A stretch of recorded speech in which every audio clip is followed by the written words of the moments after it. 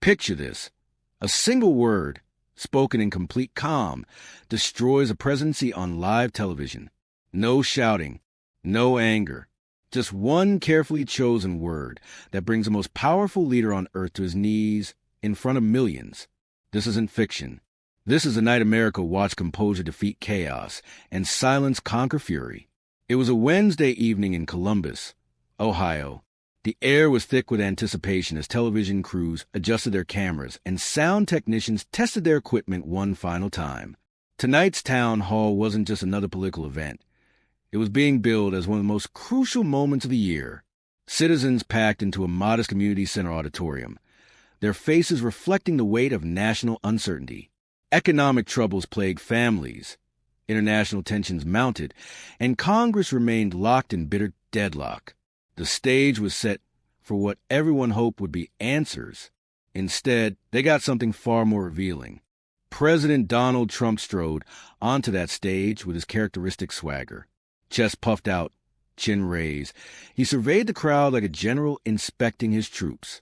The applause came, though not with the thunderous enthusiasm he craved. Scattered clapping filled the hall, while phones emerged from pockets, already recording what would become one of the most watched political moments in recent memory. Stephen Radcliffe, the veteran moderator, sat across from Trump with a stack of carefully prepared questions. Healthcare shortages, job losses, foreign policy crises.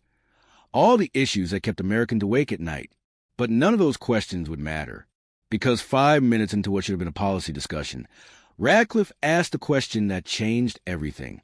"Mr. President," Radcliffe began, his voice steady and professional, "earlier this week, former President Barack Obama was asked to give his assessment of your administration's handling of the current crisis. He didn't give a long explanation. He just used one word: chaos. What do you say to that?" The word hung in the air like a loaded weapon. You could feel the entire auditorium lean forward. Trump's jaw tightened. His eyes darted across the crowd, and for just a moment, a split second that the cameras caught perfectly, you could see the storm building behind his eyes. What happened next wasn't leadership. It was an explosion. But to understand the true power of that moment, we need to rewind 3 days earlier to a quiet studio in Phoenix, Arizona, where Barack Obama sat in a worn leather chair, speaking with local news anchor Julia Reyes. The conversation had been flowing smoothly. Discussions about leadership, global challenges, the responsibilities of governance. Then came the question that would ignite a national firestorm. If you had to describe the current administration in one word, what would it be? Julia asked, probably expecting a diplomatic non-answer or lengthy explanation. Obama didn't rush. He leaned back slightly, hands folded in his lap, letting the silence stretch as if inviting viewers to think alongside him. When he finally spoke, his voice carried that same measured tone that had guided America through 8 years of crisis and celebration. Chaos. That was it. One word. No elaboration. No anger. No theatrical gestures. Just a single, devastating assessment delivered with surgical precision. Julia blinked, clearly surprised by the brevity. "Could you elaborate on that?" she pressed. Obama offered that familiar half-smile that Americans remembered from countless press conferences and said simply, "I think the American people know what I mean." The clip aired that evening on regional television, but within hours, it had exploded across the internet. A young producer clipped the moment and posted it to Twitter. 500,000 views in 3 hours. CNN picked it up. MSNBC followed. Late-night hosts built entire monologues around those 6 seconds of footage. The word began trending immediately, not because it was shocking or controversial, but because it perfectly captured what millions of Americans were feeling but couldn't articulate. The mixed messages during crises, the constant staff turnover, the midnight tweets that sent stock markets tumbling. Whether you supported Trump or despised him, you recognized the pattern Obama was pointing to. Inside the White House, staffers watched the coverage with growing dread. By the second day, the word dominated headlines across every platform. Cable news panels split their screens. Obama's calm face on one side, bold letters spelling chaos on the other. One aide privately admitted to a colleague, "It's like he branded us with it." And Trump? According to insiders, when the clip was shown to him aboard Air Force One, he slammed his hand on the armrest and shouted, "One word. That's all he has. Pathetic." But the frustration was written across his face. Deep down, he knew that single word had done more damage than any hour-long speech ever could. The word spread like wildfire across social media. Instagram teachers posted photos of their chaotic classrooms with captions reading, "Obama was right." TikTok teenagers created viral videos cutting between Trump's press conferences and the word chaos in bold white letters. Memes multiplied by the hour. The simplicity gave it power. In a nation exhausted by endless debates and long speeches, Obama had distilled a critique into something everyone could understand. By the time the Columbus Town Hall was announced, chaos had become more than just a comment. It was a rallying cry. Protest signs carried it. Editorial cartoons featured it. Bumper stickers appeared overnight, with block letters spelling the word across them. So when Stephen Radcliffe brought up that word during the town hall, he wasn't just quoting Obama. He was channeling everything that had built up over those 3 days. The question landed like a match on gasoline. Trump's response was immediate and volcanic. Chaos? That's what he said? Obama, let me tell you something. Nobody has done more for this country than me. Nobody. We were handed a mess, and now they want to call it chaos. Give me a break. His words spilled out fast, his tone already careening off course. The front rows, packed with supporters, erupted in applause. But further back, the reaction was different. People sat quietly, their eyes locked on Trump not with admiration, but with the kind of attention you give when watching someone teetering on the edge of a cliff. Radcliffe tried to regain control. "Mr. President, if I may." But Trump wasn't finished, not even close. This is typical. The media loves him. They love anything he says. He can say chaos, and suddenly it's headline news. Meanwhile, we're doing incredible things no one thought possible. They don't want to talk about that. They want to talk about one word. One word. Can you believe it? The rant had begun, and everyone could feel it. People watching at home felt it too.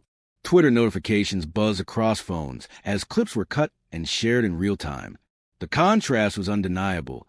Obama's single calm word being said against Trump's thunderous volley of sentences. What made it more powerful was that Obama wasn't even in the room. He didn't need to be. His voice had traveled from that Phoenix studio into this Columbus auditorium, where it was now shaping the entire conversation.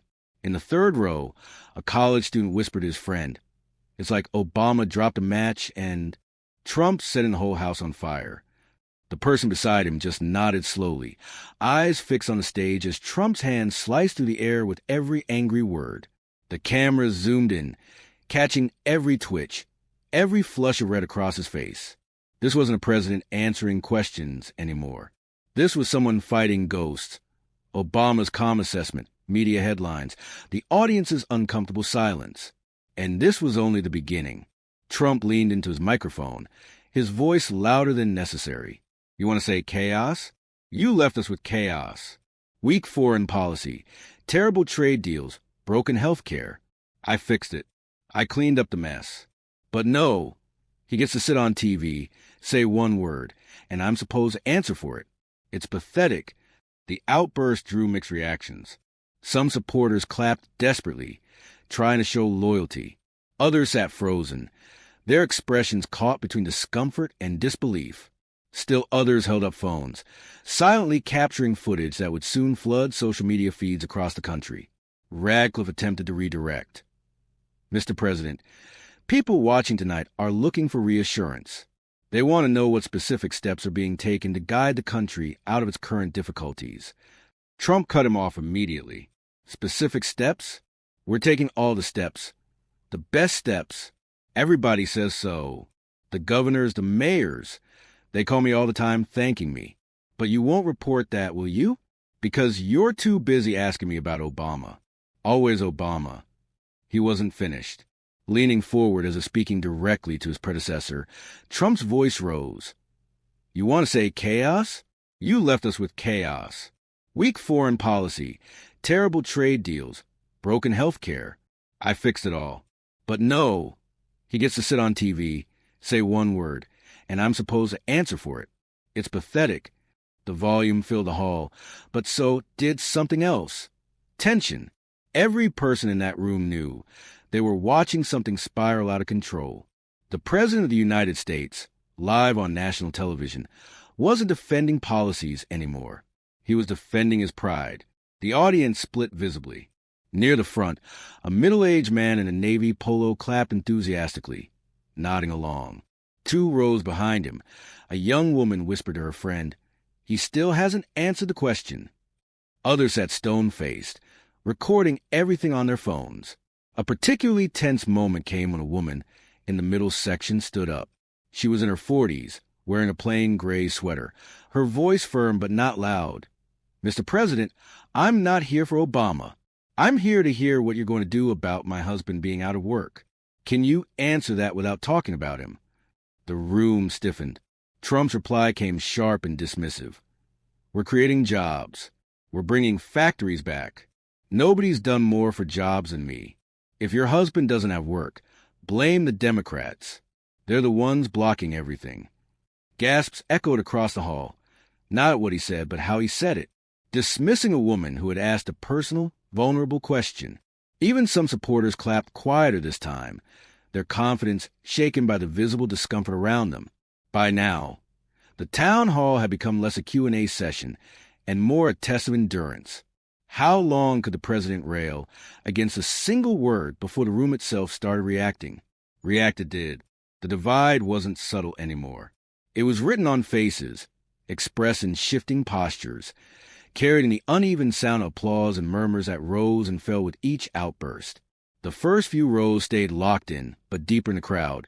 College students exchanged glances and whispered comments that turned into nervous laughter. One of them, recorded with his phone, said just loud enough to be heard, "This is why that word sticks, because he's proving it right now." Older attendees sat differently, less amused, more disheartened. A retired factory worker muttered, "This is what I came to hear." His wife adjusted her glasses, her face pale with what looked more like disappointment than anger. They had wanted reassurance about pensions and health care. Instead, they got a tirade that felt more personal than presidential. The moment that defined everything came when Trump, still unable to let go, leaned so close to his microphone that it distorted the audio. Unfair? It's not just unfair, it's dishonest. It's a disgrace. He knows it. The media knows it, and you know it too. His voice boomed across the hall, echoing off the walls. Some scattered applause broke out, but just as many people sat in complete silence. And silence on live television under hot lights is louder than any applause. The contrast couldn't have been starker. Obama had needed only a calm pause and a single word. Trump was now 15 minutes into a tirade that hadn't touched a single policy issue. In living rooms across America, families exchanged looks. Some shook their heads. Others laughed nervously. Many simply stared, trying to reconcile the image of a president unraveling under the weight of one word. Behind the scenes, the reaction was immediate and devastating. Producers were already cutting clips before Trump finished speaking. That's how fast the news cycle moved. Seconds, not hours. The first wave hit Twitter, while the town hall was still ongoing. Journalists posted 30-second snippets of Trump jabbing his finger at the crowd, his face red, his voice raised, spitting out words like pathetic and disgrace. Each clip carried the same caption, "Obama said chaos." Trump responded like this. Within hours, the word was trending again, this time with fresh context. Cable networks broke from their regular programming to air the segments live. CNN anchors spoke over footage of Trump's outburst. This is the president's response to one word, chaos. MSNBC replayed it 3 times in less than an hour, using split screens showing Obama's calm delivery in Phoenix against Trump's fire explosion in Columbus.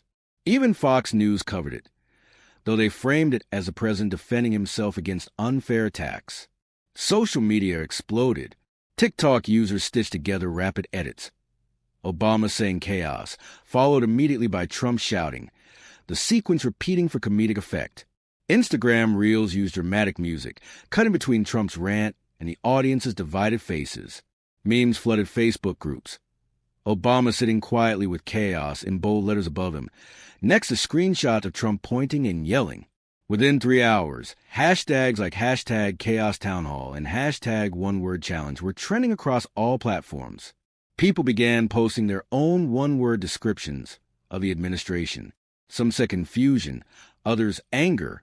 A few leaned into humor with words like loud or messy. Traditional media seized the narrative immediately.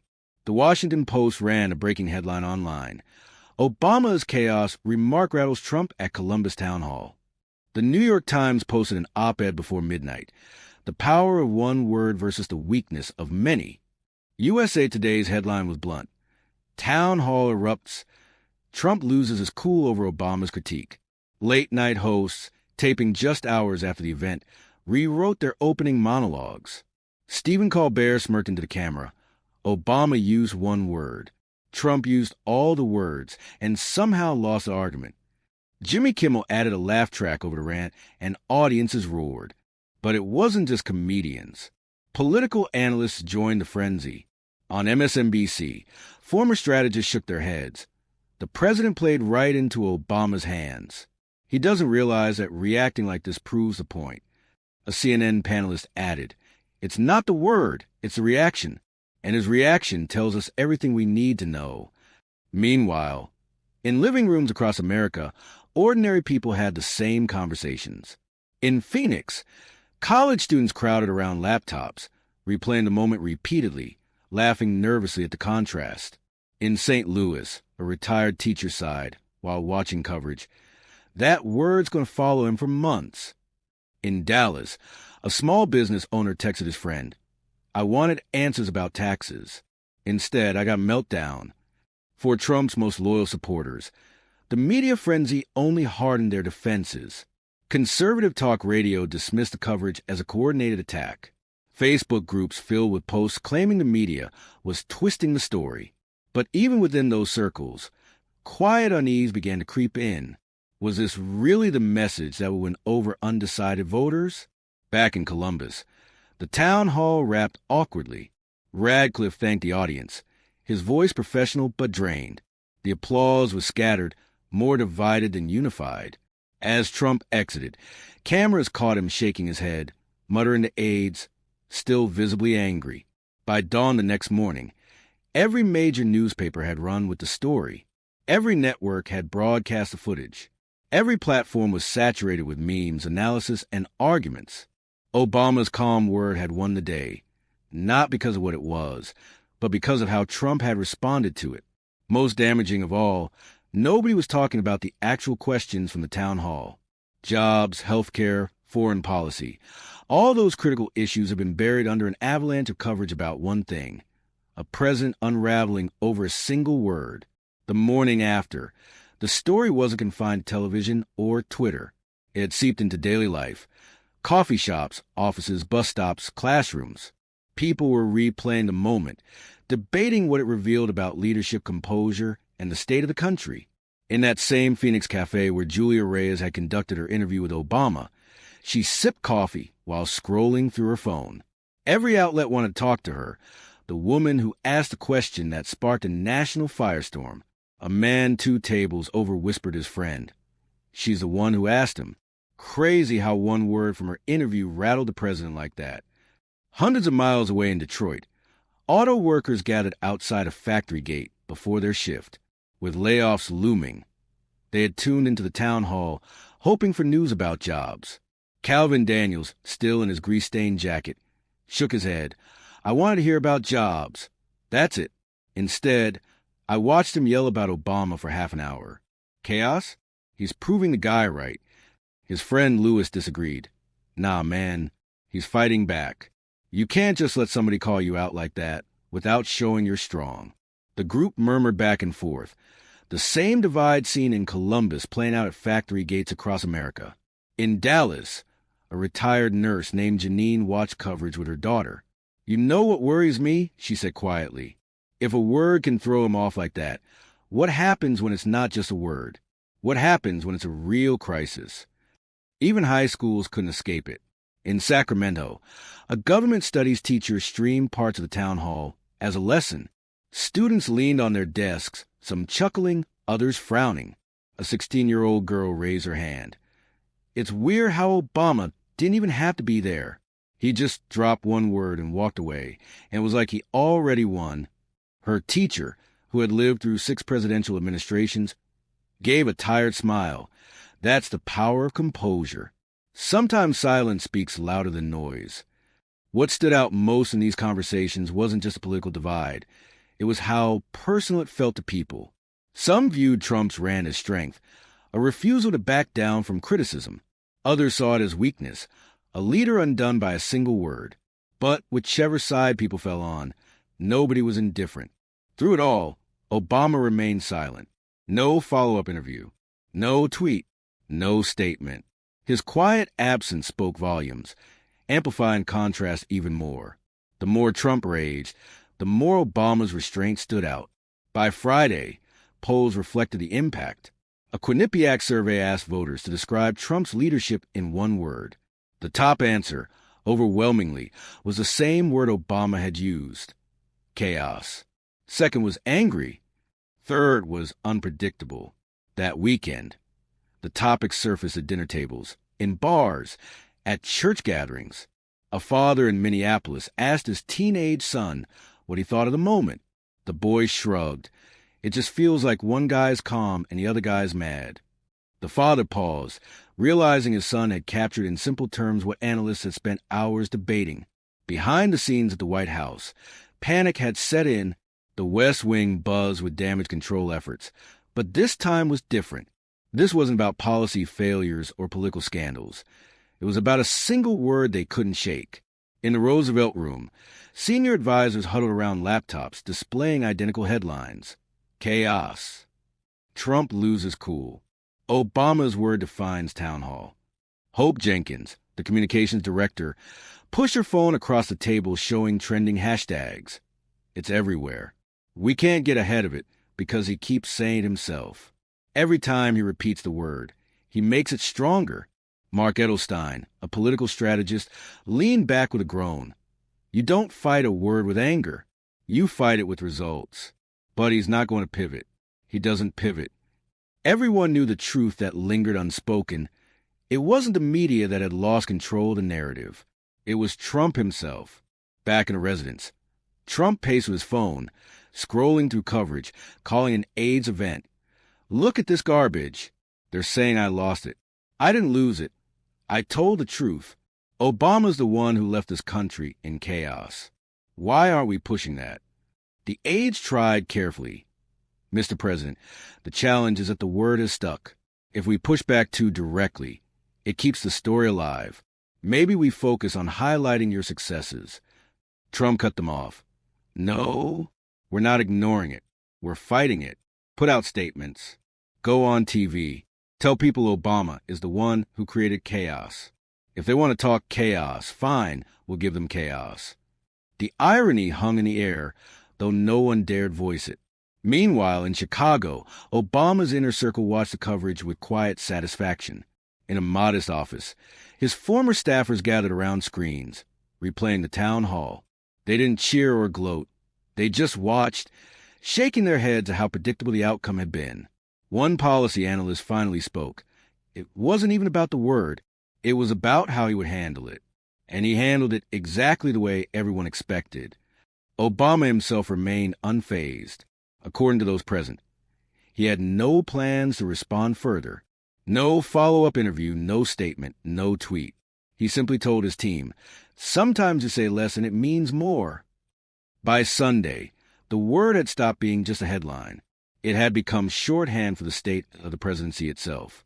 Sunday morning talk shows opened with side-by-side comparisons. Obama in Phoenix, calm and measured. Trump in Columbus, red-faced and shouting. NBC's Meet the Press asked panelists, which image sticks with the American people? One analyst answered bluntly, the calm image always wins. Anger burns fast, but composure lingers. CBS's Face the Nation led with polling showing how quickly the narrative had shifted. A political historian smiled ruefully. History teaches us that words matter, but reactions matter more. Obama offered a word. Trump offered a reaction. His reaction confirmed the word. Even Fox News commentators, despite taking a defensive angle, showed cracks. It wasn't his best moment. It looked more personal than presidential. Saturday Night Live's cold open went viral overnight. An actor playing Obama calmly saying the word into a camera, followed by a Trump parody screaming it back like a broken record. The reaction filtered into everyday conversation everywhere. Miami veterans debated at an American Legion Hall. Paul Hennessy, a retired Marine, shook his head. You don't let one word rattle you like that. A commander-in-chief is supposed to keep steady. If you lose your cool on TV, what happens in a crisis room? In suburban Kansas City, a mother folding laundry while footage replayed on her kitchen TV heard her teenage son observe, "It's weird, Mom. Obama didn't even have to argue. He just won." She didn't answer right away, just sighed, the weight of her son's observation lingering heavier than the clothes in her hands. For Trump's staff, the fallout was practical and immediate. Every media request the following week carried the same question: how will the president respond to Obama's chaos remark? It didn't matter what issue the interview was supposed to cover. Reporters circled back to the word every time. One staffer joked bitterly in private, "We could announce a cure for cancer tomorrow, and the first question would still be, do you think Obama would call this chaos?" Meanwhile, Obama's silence grew louder by the day. Commentators praised the discipline, noting how his lack of response kept Trump's reaction hanging in the air without challenge. One columnist wrote, "He doesn't have to say a thing. The word is already doing the work." As days passed, the fallout crystallized into something permanent. Trump's base held firm, but beyond them, doubts deepened. Suburban voters, independents, younger Americans, they saw the contrast and drew their own conclusions. A president who couldn't withstand a word wasn't a picture of strength. The lesson became clear to anyone willing to see it. True strength isn't found in shouting down your critics. It's found in showing you don't need to. Real authority doesn't come from drowning out others. It comes from knowing when less is more. In the weeks that followed, the Columbus Town Hall settled into history not as a debate on policy, but as a masterclass in contrast. On one side stood Barack Obama, measured, composed, deliberate, speaking a single word that landed like a quiet drumbeat across the country. On the other stood Donald Trump, under hot stage lights, unable to let that word go, turning it into a storm that engulfed the very stage he hoped to command. The story revealed something fundamental about leadership. Americans realize it isn't always about volume or bravado. Sometimes it's about control. Control of tone, control of reaction, control of the narrative itself. Obama's words showed discipline. Trump's reaction showed volatility. When placed side by side, the difference was striking enough to lodge itself in the nation's memory. Parents use a moment as a teaching tool. See, sometimes you don't need to argue. Sometimes staying calm makes the other person show who they really are. Teachers echoed this in classrooms. Even workplaces referenced the town hall as an example of how not to handle criticism. The meaning ran deeper than politics. The moment raised questions about composure in everyday life. How often do we let someone else's words control our emotions? How often do we waste energy fighting shadows when silence might serve us better? Watching a president unravel on live television reminded people that anger rarely convinces and noise rarely wins the long game. For Trump, the fallout was costly. Wobbly poll numbers, sharpened late-night comedy, new ammunition for critics. But most damaging was the internal effect. Advisors grew wary of his inability to stay disciplined, knowing every future appearance might become another stage for frustration instead of focus.